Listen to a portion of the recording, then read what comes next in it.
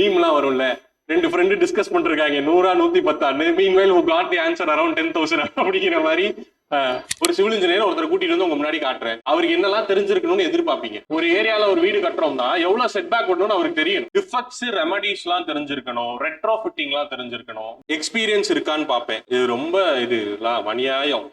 வேலை கொடுத்தாதானே எக்ஸ்பீரியன்ஸ் கிடைக்கும், வேலையே கொடுக்க மாட்டீங்க ஆனா எக்ஸ்பீரியன்ஸ் மட்டும் கேட்பீங்க. இப்ப 2 வீக்ஸ் முன்னாடி நடந்த ஏஇ பேப்பர் எழுதிருந்தீங்கன்னா தெரியும், கான்செப்ட் அண்டர்ஸ்டாண்ட் பண்ணிருக்கீங்களா இல்லையா? இதுதான் அல்டிமேட்டா இருந்துச்சு அந்த பேப்பர்ல. Your success is determined based on. இப்போ என்னெல்லாம் படிக்கணும் ஒரு சிவில் இன்ஜினியரா? நீங்க எக்ஸாமே விட்டுருங்க, 4 வருஷம் இன்ஜினியரிங் முடிச்சிருப்போம். என்னெல்லாம் படிச்சதா உங்களுக்கு ஞாபகம் இருக்கு, என்னெல்லாம் படிக்கணும், சப்ஜெக்ட பத்தி கொஞ்சம் பேசணும். என்னெல்லாம் படிச்சிருக்கீங்க நீங்க சொல்லுங்க, நான் எழுதுறேன். டபிள்யூ இருக்கு சார், ஸ்ட்ரக்சர் இருக்கு சார், சொல்லும் போதே அப்படியே இருக்கு சார். ஓகே, அப்புறம் சாயில் மெக்கானிக்ஸ் இருக்கு, ஸ்டீல் ஸ்ட்ரக்சர்ஸ் இருக்கு. சரி, சப்ஜெக்ட் கேட்கல, நானு சப்ஜெக்ட் கேட்கல. என்ன படிக்கணும் ஒரு சிவில் இன்ஜினியரா? என்ன படிக்கணும்? இப்ப நீங்க சிவில் இன்ஜினியரே இல்ல, விட்டுருங்க, அப்படியே பார்க்க வேண்டாம். வெளியில இருந்து இப்போ ஒரு சிவில் இன்ஜினியர் படிக்கணும்னா அவர் என்ன படிக்கணும்னு நினைப்பீங்க? அப்படி கேட்கிறேன். ஒரு சிவில் இன்ஜினியர் ஒருத்தர் கூட்டிட்டு வந்து உங்க முன்னாடி காட்டுறேன், அவருக்கு என்னெல்லாம் தெரிஞ்சிருக்கணும்னு எதிர்பார்ப்பீங்க? பிளான் போட தெரியணும் சார். ஓகே, தென் டிசைன் பண்ண தெரியணும் சார். கான்செப்டா அவருக்கு அது எக்ஸ்பிளைன் பண்றதுக்கோ இல்ல அதை அவருக்கு கேட்டா புரிஞ்சு சொல்றதுக்கோ அவருக்கு தெரியணும்னு எதிர்பார்ப்பீங்க. எஸ்டிமேஷன் தெரிஞ்சிருக்கணும் சார். நான் ஒரு வீடு கட்டுறேன்னு ஒரு இன்ஜினியர்கிட்ட போய் நின்னா நான் என்ன கேட்பேன் ஃபர்ஸ்ட் அவர்கிட்ட? எவ்வளவு ஆகும்? அவர் வீடு கட்டணும்னு நினைக்கிறேன், எவ்வளவு ஆகும்? பட் ஒரு கான்ட்ராக்டர் சைட்ல இருக்கீங்கன்னா ரொம்ப எரிச்சல் ஊட்டுற ஒரு கேள்வினா இதுதான். கிளைண்ட் கிட்ட இருந்து என்ன ரெக்குயர்மெண்ட்னே சொல்ல மாட்டாங்க, எப்படி வேணும் என்ன வேணும் எதுவுமே சொல்ல மாட்டாங்க. எவ்வளவு ஆகும்? முதல்ல இரு, எவ்வளவு கிரவுண்ட் ஏரியான்னு சொல்லு, நீ எவ்வளவு கட்ட போறேன்னு சொல்லு, என்ன மாதிரி கட்டணும்னு சொல்லு, உனக்கு நல்லா எல்லாமே ஹை காஸ்ட்லி இதுவா போடணுமா இல்ல எப்படி போடணும்னு சொல்லி, எத்தனை ஃப்ளோர், எதுவுமே இருக்காது. எவ்வளவு ஆகும்? ஓகே, சரி. நெக்ஸ்ட் பேசிக் நாலேஜ், அதுதான் என்னன்னு கேக்குறேன். எவாலுவேட் பண்ண தெரியணும், எஸ்டிமேட் பண்ண தெரியணும், டிசைன் பண்ண தெரியணும். ஓகே, வேற ஏன் கேக்குறேன்னு புரியுதா? ஐடியாஸ் வேணும். ஓகே, ஐடியாஸ் எதிர்பார்ப்பீங்க. சரி, கிரியேட்டிவ்னஸ் இருக்கான்னு பாப்பீங்க. அது ஆர்கிடெக்சர்கிட்ட கேட்கணும். சரி, பரவாயில்ல. டெக்னிக்கலா ஸ்ட்ராங்கா இருக்கணும். சரி, காஸ்ட் எஃபெக்டிவா எனக்கு சொல்லணும். காஸ்ட் எஃபெக்டிவ்னஸ் இருக்கணும். அட்வான்ஸ்மெண்ட், ரீசெண்டா என்ன அட்வான்ஸ்மெண்ட்ஸ் இருக்கு, ரீசெண்டா மெட்டீரியல் என்ன எனக்கு நியூவா வந்திருக்கு மார்க்கெட்ல, அதை பத்தி எல்லாம் எனக்கு அவரு சொல்லணும். சோ தட் நான் அதை யூஸ் பண்ணலாமா வேணாமா நான் டிசைட் பண்ணிப்பேன். அப்புறம் மெட்டீரியல் நாலேஜ் இருக்கணும். Very good. என்னென்ன மெட்டீரியல்ஸ் எல்லாம் மார்க்கெட்ல இருக்கு, அந்த மெட்டீரியல்ஸை பத்தின நாலேஜ் வேணும். என்னென்ன மெட்டீரியல் எது எதுக்குங்கிறத பத்தின நாலேஜ் வேணும். ஓகே, பிராக்டிக்கல் நாலேஜ் வேணும். சரி, பிராக்டிக்கல் நாலேஜ் வேணும். வேற உங்க லேர்னிங் என்டர் பண்றதுக்கு இந்த பர்టిక్యులர் வீடியோ நீங்க வாட்ச் பண்ணிட்டு இருக்கிறது நம்மளோட ஃபவுண்டேஷன் பேட்ச்ல ஜாயின் பண்ண ஸ்டூடண்ட்ஸ்க்கு பேசிக்ஸ் கிளாसेसனு சொல்லி இனிஷியலா கண்டக்ட் பண்ணிட்டு இருக்கோம். அதுல இருந்து ஒரு கிளிம்ஸ் ஆஃப் வீடியோ தான் நீங்க பாத்துட்டு இருக்கீங்க. அது என்ன சார் பேசிக்ஸ் கிளாसेस, இதெல்லாம் எதுக்கு, நம்ம எடுத்த உடனே சப்ஜெக்ட்ல போக கூடாதா அப்படின்னு கேட்டா கண்டிப்பா இல்ல.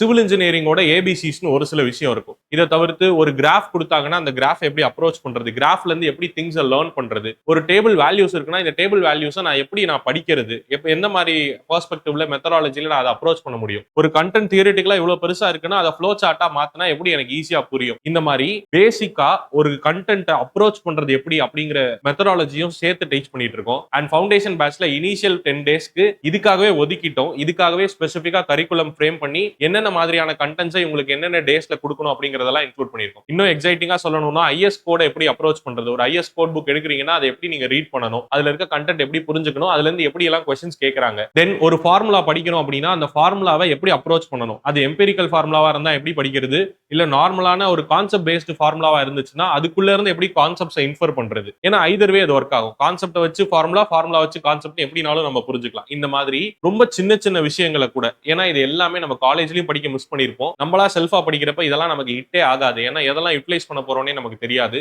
சோ இதெல்லாம் இந்த கேப்ஸ் எல்லாம் இனிஷியலாவே ஃபில் பண்ணிட்டு அதுக்கப்புறம் சப்ஜெக்ட் உள்ள போறப்ப அவங்களுக்கு ரொம்பவே ஈஸியா இருக்கும். அண்ட் அந்த ஃபார்மேட்டை தான் நம்ம இந்த பேசிக்ஸ் கிளாஸஸ் ஃப்ரேம் பண்ணிட்டு இருக்கோம். இதோட ஃபுல் வீடியோஸ் எங்களுக்கு வேணும், இந்த பேசிக்ஸ் கிளாஸோட கம்ப்ளீட் கண்டென்ட்ஸ் எங்களுக்கு வேணும், நான் இதெல்லாம் வாட்ச் பண்ணணும்னு நினைக்கிறேன் அப்படின்னு ஃபீல் பண்றீங்கன்னா கீழே டிஸ்கிரிப்ஷன்ல இருக்க லிங்க் கிளிக் பண்ணி நீங்க உங்களோட டீடைல்ஸை ஃபில் பண்ணீங்கன்னா உங்களோட மெயிலுக்கு ஆர் உங்களோட வாட்ஸ்அப்க்கு இந்த பேசிக்ஸ் கிளாஸஸோட கம்ப்ளீட் பிளேலிஸ்ட் வீடியோ உங்களுக்கு மட்டும் வரும். நீங்க அதை வாட்ச் பண்ணலாம். இல்ல சார் எனக்கு இந்த சப்ஜெக்ட்ல இருக்க பேசிக்ஸ் கிளாஸஸ் மட்டும் இல்லாம கம்ப்ளீட்டா இந்த ஒவ்வொரு சப்ஜெக்டும் எனக்கு நீங்க சொல்லி தரணும், இந்த மாதிரி ஃபுல் டீடைலா நான் படிக்கணும் அப்படின்னு ஃபீல் பண்றீங்கன்னா கீழே டிஸ்பிளே ஆகிற நம்பர் 9751200200 கான்டாக்ட் பண்ணி ஃபவுண்டேஷன் பேட்ச் பத்தின டீடைல்ஸ் கேளுங்க. அவங்க உங்களுக்கு எக்ஸ்பிளைன் பண்ணுவாங்க. Still the admissions are open, but only limited seats are available. அதனால சீக்கிரம் என்ரோல் பண்ணிக்கோங்க. கிளாஸ்ல மீட் பண்ணுவோம். தேங்க்யூ. ஸ்டாண்டர்ட்ஸ் தெரிஞ்சிருக்கணும். Very good. கரெக்ட் தானே? ஒரு ஏரியால ஒரு வீடு கட்டுறோம்னா எவ்வளவு செட் பேக் வரணும்னு அவருக்கு தெரியும். செட் பேக்னா என்ன, லைக் காம்பவுண்டுக்கும் இதுக்கும் எவ்வளவு டிஸ்டன்ஸ் இருக்கணும்னு அவருக்கு தெரியும். ஒரு ஸ்டார் கேஸ் கட்டுறாருன்னா மினிமமா அந்த ஸ்டார் கேஸ்ல கால் வைக்கிறதுக்கு எவ்வளவு இடம் விடணும்னு அவருக்கு தெரியணும். ஓகே, ஸ்டாண்டர்ட்ஸ் தெரியணும். Standards good. நெக்ஸ்ட், யோசிக்க தான் வரும், தோணும். நீங்க கம்பெனி வச்சிருக்கீங்க, அதுல ஒரு சிவில் இன்ஜினியரை ரெக்ரூட் பண்ணணும். என்னெல்லாம் எதிர்பார்ப்பீங்க? ஒரே கேள்விதான், வேற மாதிரி கேட்கிறேன். கம்யூனிகேஷன். ஓகே, ஒரே நிமிஷம். டைம்குள்ளார அந்த ப்ராஜெக்டை டெலிவர் பண்றது. சரி, அதாவது ரிசோர்ஸ் ஹேண்ட்லிங்னு வச்சுப்போமே. டிஃபெக்ட்ஸ் ரெமடிஸ் எல்லாம் தெரிஞ்சிருக்கணும். ரெட்ரோஃபிட்டிங் எல்லாம் தெரிஞ்சிருக்கணும். which means லைக் எனக்கு வந்து ஏதாவது ப்ராப்ளம் இருக்குன்னா, ஏன்னா புதுசா கட்ட போறதோட சினாரியோ வேற. நான் ஆல்ரெடி இருக்கிறதுல ஏதாவது எனக்கு ப்ராப்ளம் இருக்குன்னா அதை ரெக்டிஃபை பண்றதுக்கு தான் மேக்ஸிமம் டைம் ரோல் தேவைப்படும். எல்லா டிபார்ட்மெண்ட் எது எடுத்துக்கிட்டீங்கனாலும் மெயின்டெனன்ஸ் ஃபேஸ்ல தான் நிறைய வேலை இருக்கும். கன்ஸ்ட்ரக்ஷன் ஃபேஸ்ல கம்மியா தான் இருக்கும். மெயின்டெனன்ஸ் ஃபேஸ்ல தான் வேலை இருக்கும். ஹைவே எடுத்துக்கோங்க, மெயின்டெனன்ஸ்ல ஹைவே டிபார்ட்மெண்ட்ல உள்ள போற மெயின்டெனன்ஸ் ஃபேஸ்ல இருக்க இன்ஜினியர்ஸ் தான் அதிகம். ஏன்னா அதுதான் மெஜாரிட்டி ஆஃப் தி டைம் பீரியட்ல பண்ண போறீங்க. ஒரு ஹைவே ப்ராஜெக்ட்டை நீங்க என்ன பண்ணலாம், லைக் என்ன ஒரு 5 இயர்ஸ் 10 இயர்ஸ் டைம் எடுத்து கம்ப்ளீட் பண்ணிடலாம். அதுக்கப்புறம் அது இயர்ஸ் கணக்குல மெயின்டெனன்ஸ் ஃபேஸ்ல இருக்கும். சோ மெயின்டெனன்ஸ், டிஃபெக்ட்ஸ், எக்ஸ்பீரியன்ஸ் இருக்கான்னு பாப்பேன். இது ரொம்ப அநியாயம். சரி, எழுதிக்கிறேன். நான் வேலை கொடுத்தா தானே எக்ஸ்பீரியன்ஸ் கிடைக்கும். வேலையே கொடுக்க மாட்டீங்க, ஆனா எக்ஸ்பீரியன்ஸ் மட்டும் கேட்பீங்க. அப்புறம் able to work with skilled labour to acquire expected results. Okay, like labour management R resource management வச்சுக்கலாம். அதை சரி, வேற என்ன எதிர்பார்ப்பீங்க? இதெல்லாம் ஃபீல்டுக்கு ஜென்ரலா தேவைப்படுற ஒரு விஷயம். ஒரு சிவில் இன்ஜினியர் கிட்ட இருந்து ஒரு கவர்மெண்ட் ஆர் ஒரு எனி போர்ட் ஒரு சிவில் இன்ஜினியர் ரெக்ரூட் பண்ணணும்னா இதுல இருக்க எல்லா ஆஸ்பெக்ட்ஸையும் தேட மாட்டேங்கிறாங்க. உங்களுக்கு தெரிஞ்சிருக்கும். அது இதுல இருக்க எல்லா ஆஸ்பெக்ட்ஸையும் உங்ககிட்ட கேட்க மாட்டேங்கிறாங்க.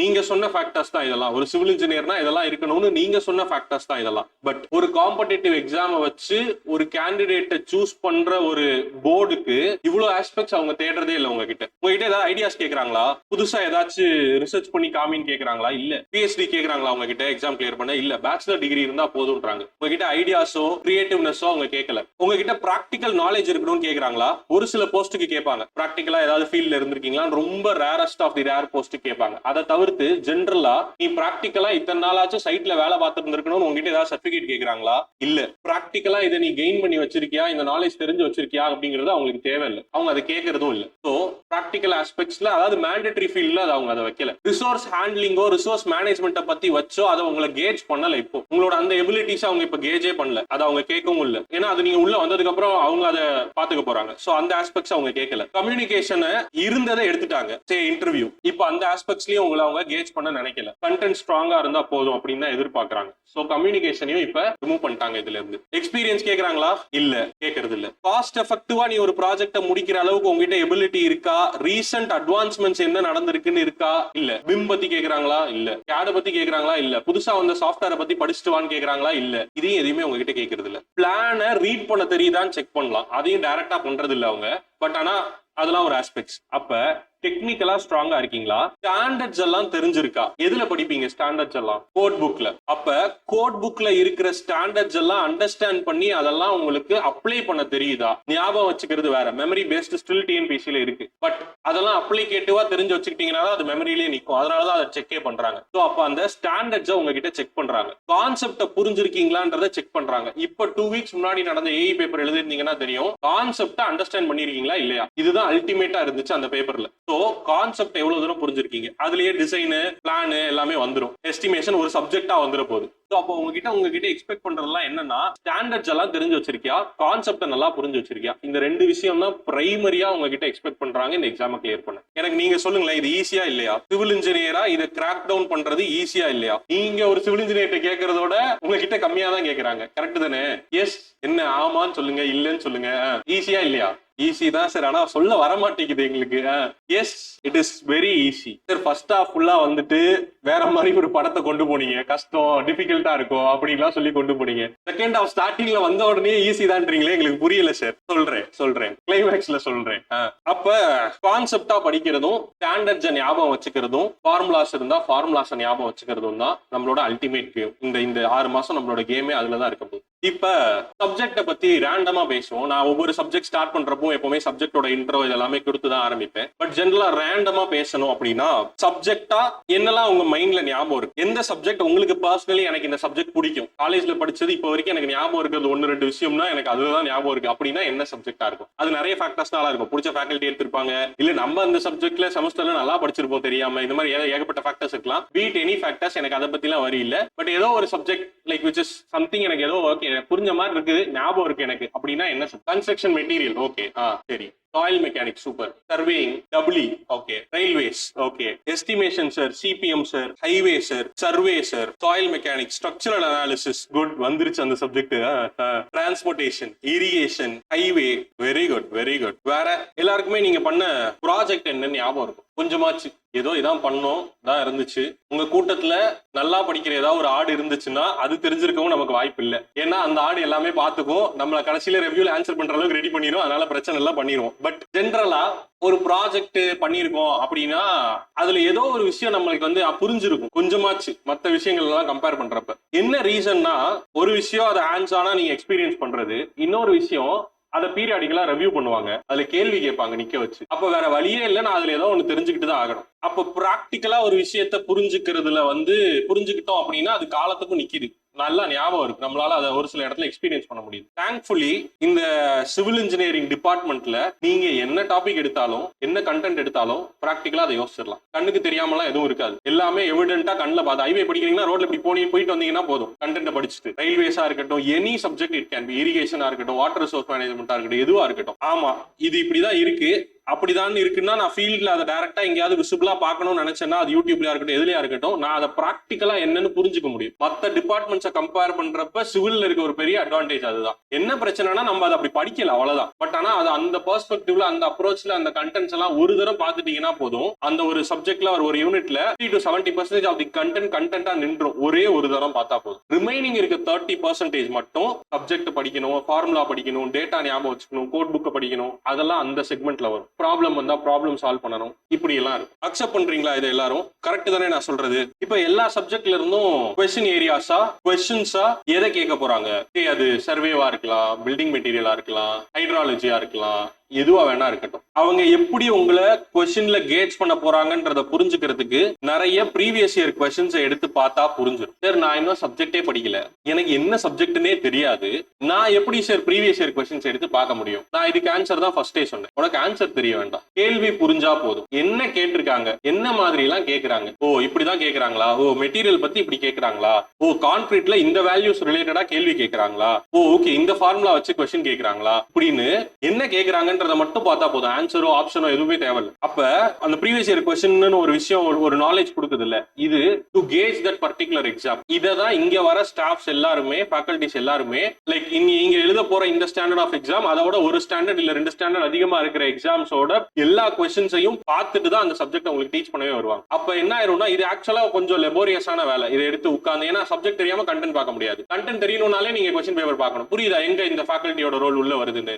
அப்ப நான் இங்க क्वेश्चंस எல்லாம் பார்த்திருக்கேன், இப்படிதான் வரப்போகுது, இப்படிதான் தான் இருக்க போகுது. நாங்க இதை மாத்தி உங்களுக்கு இந்த பாரு இந்த ஏரியாவை நீ படிக்கணும், ஆனா நீ இதை ஃபுல்லா படிக்காத, இங்க இருந்து மட்டும் இதை மட்டும் படிக்க போற, இதுதான் உனக்கு क्वेश्चन வரப்போகுது, இந்த ரோல தான் இன்ஸ்டிடியூட் பண்ண போகுது. அப்ப இது உங்களோட டைமை எனார்மஸா குறைக்கும். ஆக்சுவலா ஐடியல் ப்ரிப்பரேஷன் என்ன நடக்கும், செல்ஃபானா ஃபுல்லா படிக்கணும், क्वेश्चन பார்க்கணும், क्वेश्चனுக்கு ஏத்த மாதிரி இந்த இடத்துல இருந்து எது வருதோ அதை திருப்பி ஃபோக்கஸ் பண்ணி படிக்கணும். இதை ரொம்ப பேஸ் லைன்ல சொல்லிட்டேன். எல்லா சப்ஜெக்ட்டுக்கும் ஈக்குவல் டைம் கொடுத்து ஈக்குவல் வெயிட்டேஜ்ல நீங்க இதை ப்ரிப்பேர் பண்றதுக்கு it will hardly take 1.5 years to 2 years கண்டிப்பா எடுத்துரும். ஏன்னா இது 4 வருஷம் இன்ஜினியரிங், ஸோ கண்டிப்பா எடுத்துரும். அப்படி டைம் இருக்குன்ற பட்சத்துல அதை பண்றது வேற. பட் டைம் இல்லைன்றப்ப ஆப்வியஸ்லி இதை எப்படி ஸ்மார்ட் வேல முடிக்கணுமோ அப்படிதான் நம்ம சப்ஜெக்ட் எல்லாம் முடிக்கணும். ஹார்ட்லி ஒரு சப்ஜெக்டை ஒரு 15 days ஆர் ஒரு 20 days அதான் மேக்ஸிமம். அந்த டைம் பீரியடுக்குள்ள 20 hours லைக் 20 days ஆஃப் கிளாஸ்னு வச்சுக்கோங்களேன், அந்த டைம் தான் மேக்ஸிமம். அதுதான் பெரிய சப்ஜெக்ட்டுக்குலாம் சொல்றேன். ஸோ அந்த டைம் பீரியடுக்குள்ள அதை இங்க சிலபஸ் வைஸ் கம்ப்ளீட் ஆயிட்டே வரும். ப்ரீவியஸ் இயர் கொஸ்டின் சால்விங்கோட டெஸ்டோட பீரியாடிக்கலா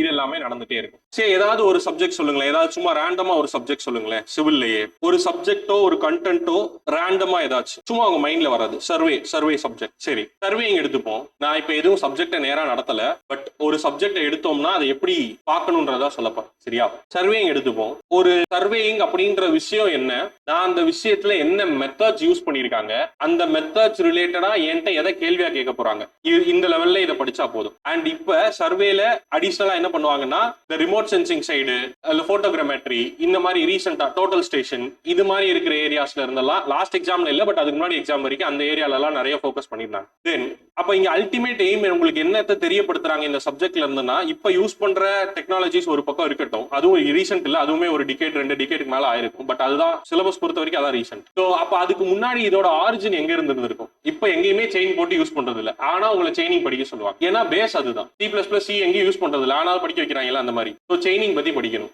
டேப் பத்தி படிக்கணும், டேப் கரெக்ஷன் பத்தி படிக்கணும். டேப் கரெக்ஷனுக்கு பாலாஜி ஃபார் எக்ஸாம்பிள், நான் உங்ககிட்ட ஒரு டேப் கொடுக்குறேன். அந்த டேப் 30 ஸ்கேல்னு வச்சுப்போமா, இல்ல சும்மா சின்ன டேப்னு வச்சுக்கோங்க, ஒரு 30 சென்டிமீட்டர் தான் இருக்கு, 1 அடி டேப்னு வச்சுக்கோங்க பாலாஜி. அந்த டேப் நான் உங்ககிட்ட கொடுக்குறேன். அதுல மார்க்கிங்லாம் பாத்தீங்கன்னா 30 சென்டிமீட்டர் தான் இருக்கும். பட் ஏதோ ஒரு ரீசன்னால அந்த டேப் நல்லா நான் ஸ்ட்ரெச் பண்ணதுனாலயோ ஏதோ ஒரு ரீசன்னாலயோ அது 31 சென்டிமீட்டர் இருக்கு. ஆனா மார்க்கிங் எப்படி இருக்கு, 13 தான் இருக்கும். ஆனா நான் அதை ஸ்ட்ரெச் பண்ணிட்டேன், அதனால எலாஸ்டிக் ஆகி அது ரொம்ப ஸ்ட்ரெச் ஆகி நிக்குது. அதை வச்சுட்டு இப்ப நான் உங்களை இந்த பெஞ்சை அளக்க சொல்றேன். நீங்க அந்த பெஞ்சை அளந்துட்டீங்க, 120 சென்டிமீட்டர்னு வருது. எப்படி 120 சென்டிமீட்டர்னு உங்களுக்கு ஆன்சர் வருது. நீங்க டேப் மெஷர் பண்ணி எடுத்துட்டு வந்து சார் இந்த டேபிள் 120 சென்டிமீட்டர் இருக்குன்னு என்கிட்ட சொல்லிட்டீங்க. நான் சொன்னதுக்கு அப்புறம் ஐயோ பாலாஜி இங்க பாருங்களேன், நான் உங்ககிட்ட கொடுத்த டேப்பு 30 சென்டிமீட்டர் இல்ல 31 சென்டிமீட்டர் இருந்துச்சு. எனக்கு இப்ப நீங்க மெஷர் பண்ண லென்த் இருக்குல்ல, கரெக்டா அந்த டேபிளோட லென்த் எவ்வளவுன்னு சொல்லுங்க பாலாஜின்னு சொல்றேன். என்ன பண்ணுவீங்க, எவ்வளவு ஆன்சர் சொல்லுவீங்க? ஆன்லைன்ல இருக்கவங்களும் சொல்லலாம். அதெல்லாம் பண்ணக்கூடாது. திருப்பி டேபிள் எல்லாம் தரமாட்டேன் உங்களுக்கு, பேப்பர் பென் தான் தருவேன். 124 ஆப்ஷன்ஸ் எழுதுவோமா, ஜாலியா இருக்கும், எனக்கு ரொம்ப பிடிக்கும். ஒரு தூரம் 24 ஆப்ஷன் எல்லாம் போச்சு. 124 சென்டிமீட்டர். சரி, அடுத்து ஏதாவது ஒரு ஆன்சர் ஸ்ரீராம் பண்ணிக்கிறேன். ஆன்சர் 116 117.5. சரி, ஜாலியா இருக்கு பாருங்க. அடுத்து அப்ராக்சிமேட்லி பிராக்கெட்ல போட்டுறேன். சரி, வேற ஆன்சர் ஆன்லைன்ல 124 116 126 புதுசா இருக்கு, எழுதிப்போம். ஆப்ஷன் டி 126, இதுல வந்து அப்ராக்சிமேட்லி எழுதிப்போம். அப்புறம் 116 அதை எழுதிட்டேன். வேற ஏதாச்சும் இந்த மீம்லாம் வரும்ல, 2 ஃப்ரெண்டு டிஸ்கஸ் பண்ணிருக்காங்க 100 110, meanwhile who got the answer around 10,000 அப்படிங்கிற மாதிரி